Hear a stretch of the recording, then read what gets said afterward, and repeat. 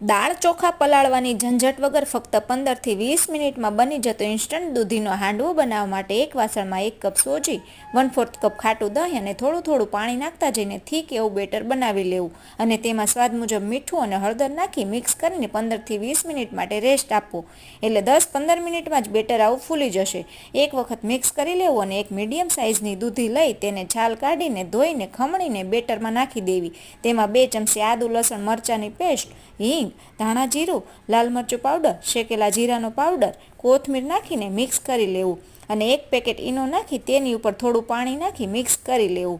હવે એક પેનમાં તેલ અને તમે ઈચ્છો તો તેલની જગ્યાએ બટર પણ લઈ શકો છો. પછી રાઈ, સૂકા લાલ મરચાંના ટુકડા, મીઠા લીમડાના પાન, તલ અને મોટા 2 ચમચા જેટલું બેટર નાખીને ઢાંકીને 2 થી 3 મિનિટ થવા દેવું અને પલટાવીને ફરી થોડીવાર ક્રિસ્પી થાય ત્યાં સુધી રહેવા દેવું. તો ક્રિસ્પી અને ઇન્સ્ટન્ટ દૂધીનો હાંડવો તૈયાર છે. સબસ્ક્રાઈબ